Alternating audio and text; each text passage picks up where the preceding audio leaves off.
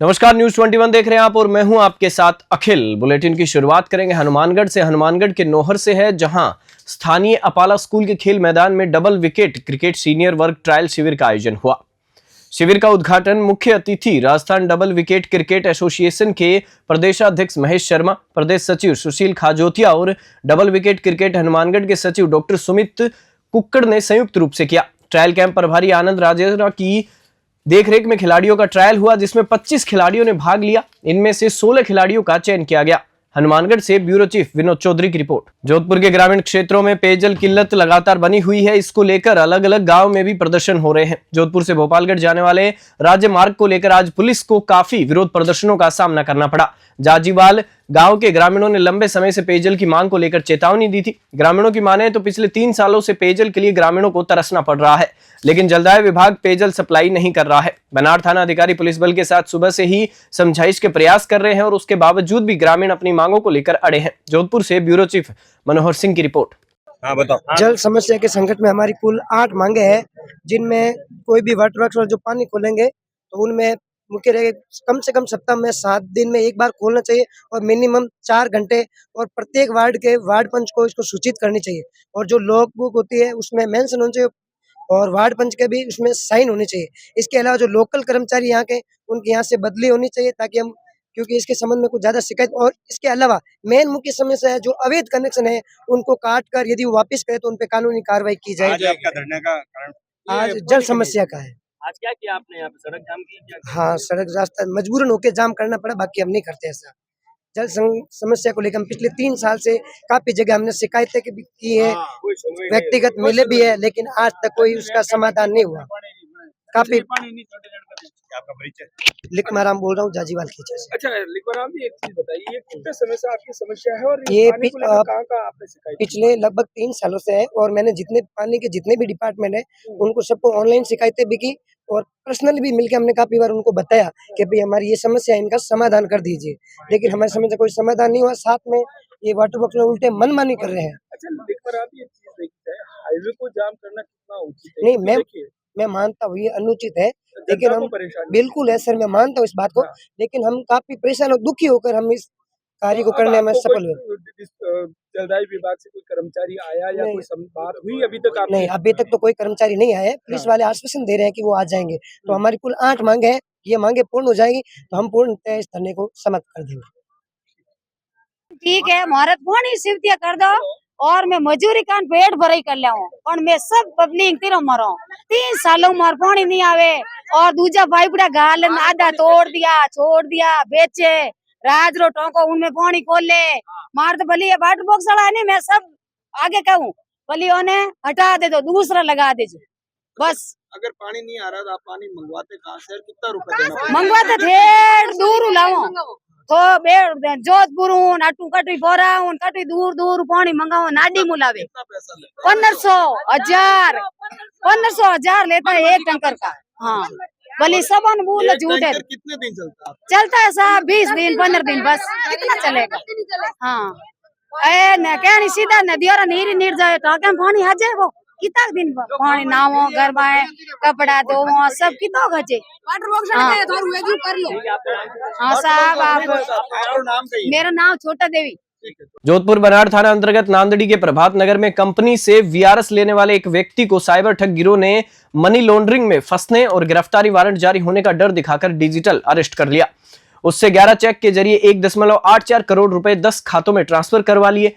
धोखाधड़ी का पता लगने पर पीड़ित शनिवार देर शाम थाने पहुंचा और मामला दर्ज कराया। बनाड़ सीआई प्रेमदान ने बताया कि प्रभात नगर निवासी नरेश कुमार बैरवा को डिजिटल अरेस्ट किया गया। बैरवा हिंदुस्तान पेट्रोलियम में कार्यरत थे और वर्ष 2020 में वीआरएस ले ली थी। जोधपुर से ब्यूरो चीफ मनोहर सिंह की रिपोर्ट।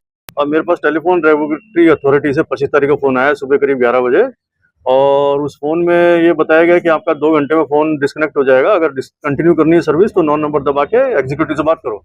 मैंने 9 नंबर दबा के एग्जीक्यूटिव से बात की तो उसने बताया कि मेरा आधार नंबर यूज करके किसी ने मुंबई में एक मोबाइल नंबर लिया, जिससे वो कुछ गलत एक्टिविटीज कर रहा है, लाइक हरासमेंट वगैरह कुछ कर रहा है, मनी एक्सट्रैक्शन कुछ कर रहा है, और उस नंबर के अगेंस्ट में एफआईआर हो गई है। और उसने जो अल्टरनेटिव नंबर जो है वो मेरा ये नंबर दिया है, इस नंबर पे टेलीफोन रेगुलेटरी का फोन आया। तो मैंने कहा सर ये तो मैं तो मुंबई तो 20 साल से गया नहीं, मैं तो कर नहीं सकता। कहता है ये पिछले अगस्त में उसने फ़ोन नंबर निकाला है और आधार नंबर भी आपका यूज़ किया है। तो मैंने उसको डिटेल दी, मैंने कहा मुंबई गए मेरे को 20 साल हो गए, मेरे वहाँ कुछ लेना देना नहीं है। तो उन्होंने कहा ठीक है काम करो, मैं मुंबई पुलिस से कनेक्ट कर रहा हूँ, उनसे बात करो। मुंबई पुलिस से कनेक्ट किया तो वो लोग मेरे से थोड़े जोर जबरदस्ती से बात की, उन्होंने वीडियो कॉल किया व्हाट्सएप पे, कहता आप गलत काम करते हो, ये वो ऐसा वैसा है करके थोड़ी जोर जोर से बोला उन्होंने। मैंने कहा भाई मैं तो पिछले 3 महीने से घर में ही हूँ, 3 साल से घर में ही हूँ, रिटायरमेंट ले रखा है और मैं मुंबई गए मेरे को तो 20 साल हो गए, मेरा मुंबई का कुछ लेना देना में नहीं है, कभी कोई ऑफिशियल टूर से 2-4 दिन के लिए होंगे, अलावा उसका मेरा कुछ लेना नहीं है। तो उन्होंने कहा फिर तो आपका नाम भी कैसा है, कि हो सकता है आधार नंबर का कहीं से लीक हो गया होगा। तो फिर उन्होंने कहा ठीक है हमारे साइबर सेल में बात कीजिए। तो उन्होंने साइबर सेल में कनेक्ट किया, साइबर सेल वालों ने कहा, उन्होंने सारी डिटेल फिर दोबारा सुनी, एफआईआर नंबर और मेरा अल्टरनेट नंबर जो दिया वो सब सुना। फिर अपने सिस्टम में चेक किया, चेक करके बताया आपका ऐसा कुछ है। उसके बाद में बताया कि आपके अगेंस्ट में कोई मनी लॉन्ड्रिंग का भी कोई केस पड़ा हुआ आरबीआई का। मैंने कहा सर मेरे को तो मनी लॉन्ड्रिंग का कुछ पता नहीं है। कहता नहीं वो एक मनी लॉन्ड्रिंग का केस है और आपको अरेस्ट कर लिया जाएगा या आपके प्रॉपर्टी या वगैरह चीज़ हो जाएगी। वो शुरू कर दिया उन्होंने। वो मैं तो बहुत डर गया और कहता कि आपकी लाइफ को थ्रेट है, आप कल को अरेस्ट हो जाएंगे, आपकी फैमिली को थ्रेट हो जाएगा। इस तरह करके उन्होंने पूरा 25 तारीख पूरी निकाल दी। फिर 26 तारीख को भी यही सब कार्यक्रम चलता रहा और रात पूरे ये सारा एक्सटॉर्शन का केस करीब 5 दिन चला। 5 दिन उन्होंने व्हाट्सएप पे कंटिन्यूअस मेरे को मॉनिटर किया 24 घंटे। वो लोग अपनी ड्यूटी चेंज करते रहते थे, 24 घंटे मॉनिटर करते थे। फिर वो 26 तारीख को एक सीबीआई ऑफिसर आगे इन्वॉल्व हो गए और अदर 25 तारीख को आ गए थे, 25 तारीख थोड़ी देर के लिए आए थे, फिर 26 तारीख को सुबह आ गए। फिर उन्होंने इन्वॉल्वमेंट शुरू कर दिया, कहते हैं ऐसा है आपका मनी लॉन्ड्रिंग का केस वगैरह हो गया। मैंने कहा सर मैं मैकेनिकल इंजीनियर हूँ, मेरे को फाइनेंस वगैरह कोई नॉलेज नहीं, मैं कहा सर मनी लॉन्ड्रिंग करूँगा, मैं तो नौकरी करता हूँ और अपना वही फंड है मेरा। कहता नहीं मनी लॉन्ड्रिंग में आपका केस है, वहाँ पे आपको कुछ ब्लैक एंड व्हाइट मनी का फंड वगैरह है। डिजिटल अरेस्ट का जो नया मामला सामने आया आपके थाने में क्या है? कल प्रार्थी श्री नरेश बैरवा ने रिपोर्ट दर्ज करवाई कि एक फोन आया था हमारे पास में कि आप के विरुद्ध कोई जांच चल रही है और उसका निस्तारण करना है।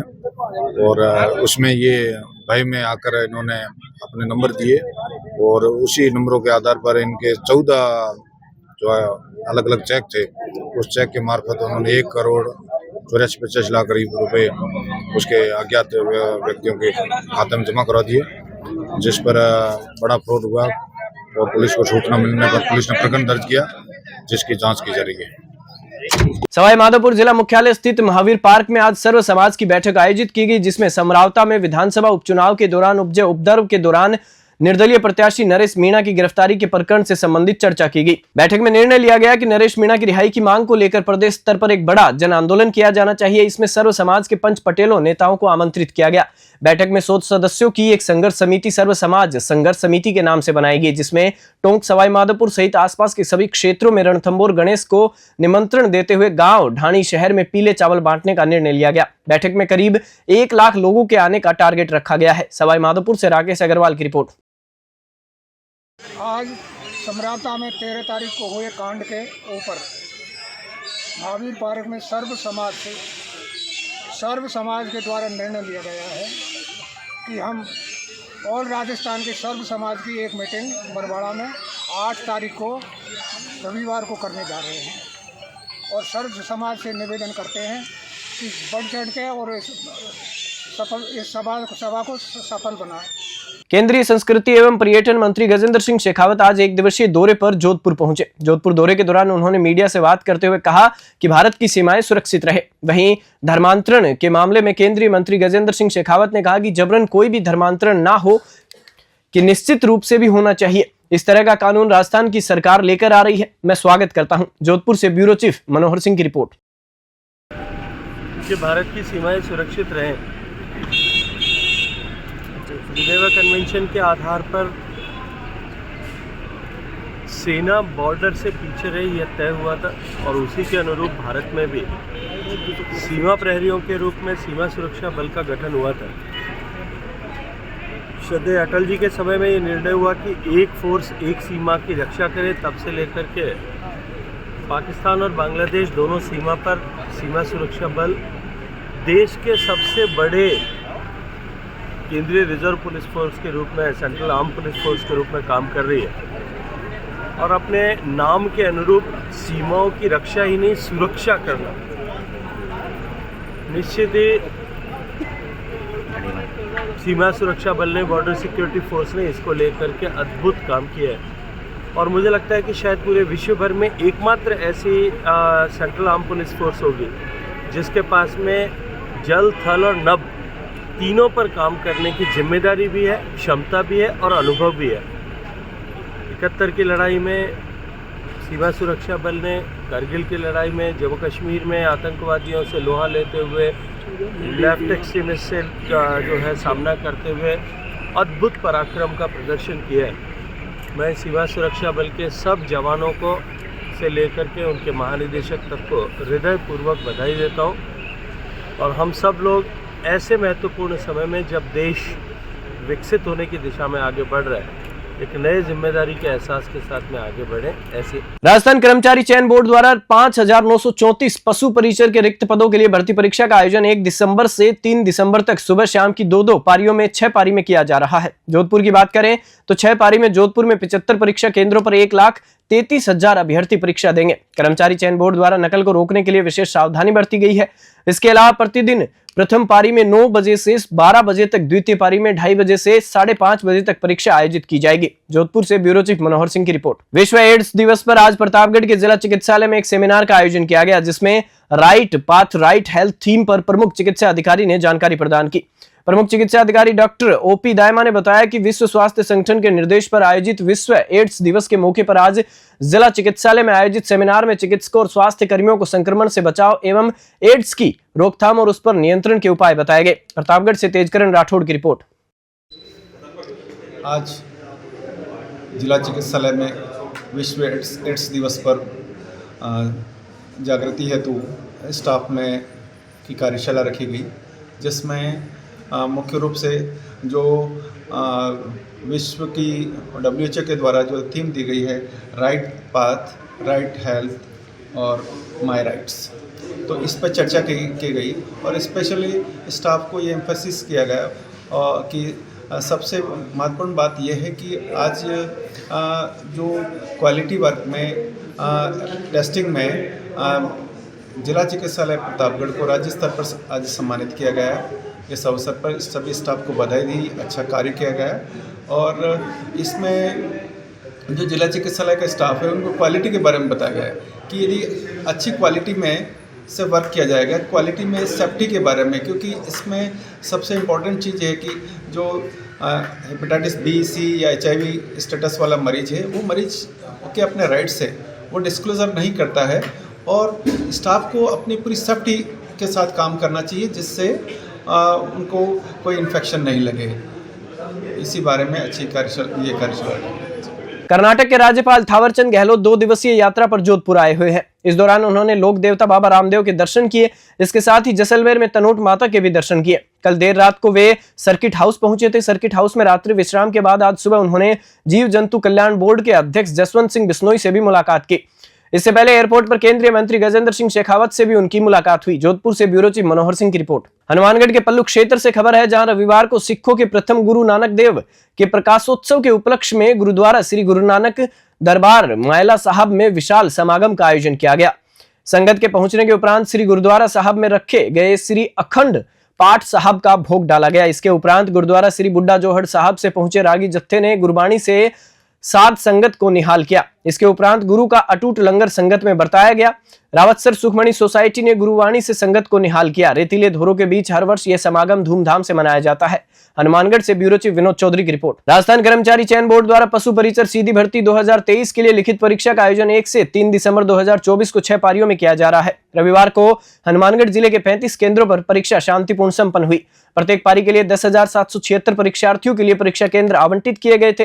प्रथम पारी में 6,837 परीक्षार्थियों ने परीक्षा दी, वहीं दूसरी पारी में 6,723 परीक्षार्थियों ने परीक्षा दी। जिला कलेक्टर कानाराम ने पुलकित कॉलेज ऑफ हायर एजुकेशन स्थित परीक्षा केंद्र का औचक निरीक्षण किया। एडीएम मीना ने बताया कि जिले में प्रत्येक पारी में 10,776 परीक्षार्थियों के लिए जिले में 35 परीक्षा केंद्र बनाए गए हैं। हनुमानगढ़ से ब्यूरो चीफ विनोद चौधरी की रिपोर्ट। लूणकरणसर तहसील के ग्राम राजासर उर्फ करनीसर निवासी भारतीय सेना में अग्निवीर की ट्रेनिंग ले रहे शंकरदास स्वामी पुत्र कांदास स्वामी का शुक्रवार को ब्रेन हेमरेज के कारण निधन हो गया। शंकरदास की पार्थिव देह आज उनके पैतृक गांव पहुंची, जहां सैन्य सम्मान के साथ अंतिम संस्कार किया गया। इससे पहले आज पार्थिव देह लूणकरणसर पहुंचने पर ग्रामीणों ने पुष्पांजलि कर नमन किया। इस अवसर पर सैन्य अधिकारी भी मौजूद थे। लूणकरणसर से लोकेश बोहरा की रिपोर्ट। प्रधान जी, आज जो शंकरदास की अंत्येष्टि हुई है और शहीद का दर्जा भी मिलकर हुआ है, तो आपका क्षेत्र का मामला है, इसको लेकर आप क्या कहना चाहते हो? ये मेरे क्षेत्र के गांव करणेश्वर का युवा था, वो कानदासी का लड़का था, खेती बाड़ी करने वाला, अच्छा ईमानदारी से आगे बढ़ने वाला परिवार था। समय कुछ और मजबूर था, मंजूर था, और अभी ये अपनी ड्यूटी कर रहा था और अचानक से इस घर वालों को समाचार मिला कि तबीयत गड़बड़ हुई है और वहाँ वो पहुँचे तो ये दुखद घटना का समाचार मिला। और क्षेत्र में लोग बहुत ही गमगीन और उस परिवार के साथ संवेदनाएं का प्रकट कर रहे हैं, और हम भी पूरे लोग साथ में हैं।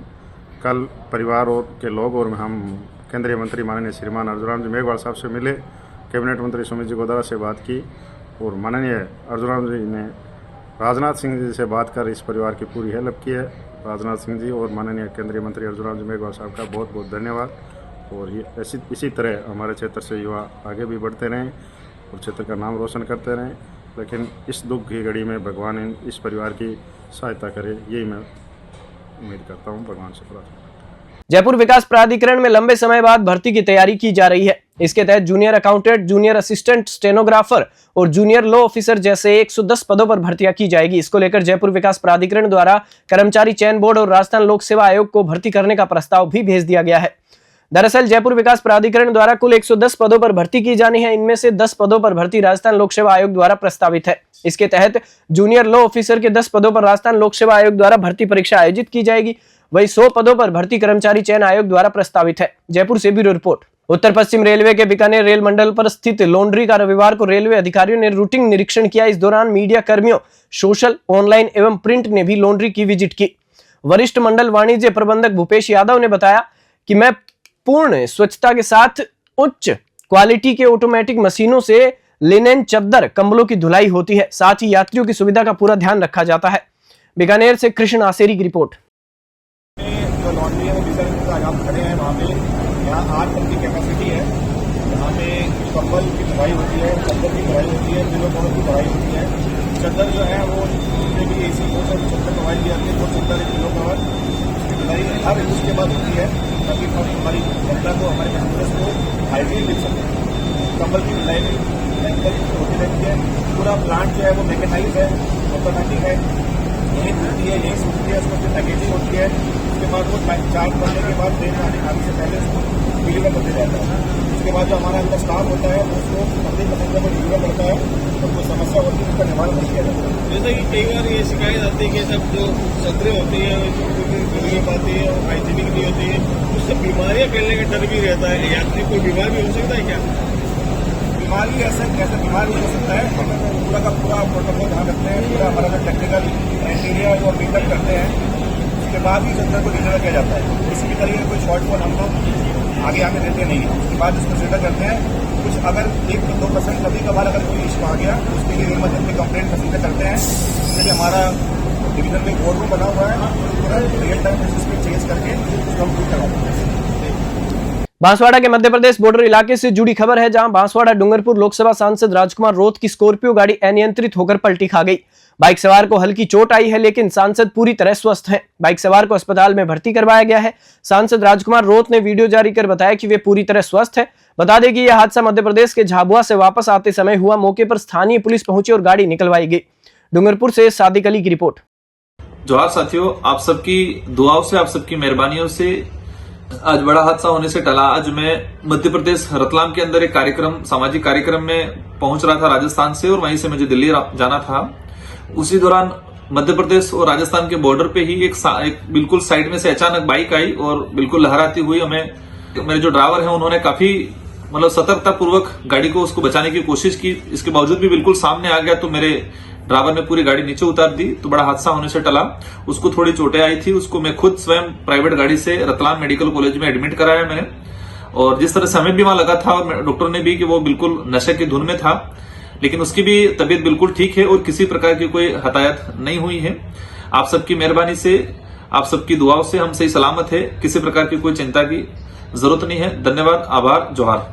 सोजत थाना क्षेत्र के पिताई डीमड़ी पर जमीन विवाद को लेकर बुजुर्ग बुद्धाराम घांची की हत्या का पुलिस ने 48 घंटे में खुलासा करते हुए 2 आरोपियों को गिरफ्तार किया है।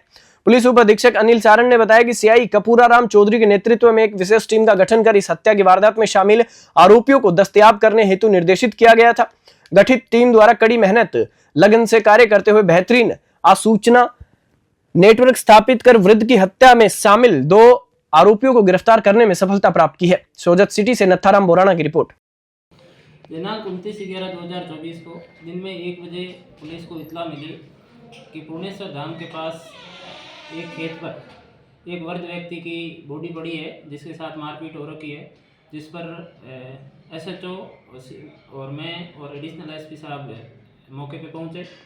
मौके पे देखा तो एक आदमी की डेथ हो चुकी थी। उसको पुलिस की सुरक्षा में लेके उसे मोर्चरी लाया गया और परिजनों द्वारा रिपोर्ट दी गई, जिस पर संदिग्धों की पहचान कर उनको गिरफ्तार कर लिया गया। 48 घंटे के अंदर 2 जो वारदात करने वाले व्यक्ति थे उन दोनों को गिरफ्तार कर लिया गया। क्या नाम है दोनों के? कुकर। उसमें एक मंगलाराम बोराना है और दूसरा कुकाराम है। और इनकी हत्या का मुख्य कारण था वो जमीन, जिस जमीन पर इस वृद्ध की हत्या की गई उस जमीन का विवाद इनके काफी टाइम से चल रहा है। ओके। सिक्किम के राज्यपाल ओम प्रकाश माथुर और राजस्थान की पूर्व मुख्यमंत्री वसुंधरा राजे रविवार को जिले के शादुल शहर उपखंड में पूर्व मंत्री स्वर्गीय गुरजंट सिंह बराड़ एवं प्रद्युमन कुमार के निधन पर शोक व्यक्त करने के लिए पहुंचे। सादुल शहर में श्याम कुमार शर्मा के निवास पर माथुर और राजे ने स्वर्गीय प्रद्युमन कुमार एवं उनके भाई गजानन भारद्वाज के निधन पर शोक संतप्त परिवार को ढांढस बंधाते हुए गहन संवेदना व्यक्त की। उन्होंने स्वर्गीय प्रद्युमन को नमन करते हुए उनके चित्र के समक्ष पुष्पांजलि अर्पित की। श्रीगंगानगर से कृष्ण आसेरी की रिपोर्ट। बुलेटिन में फिलहाल इतना ही। आप देखते रहिए News 21।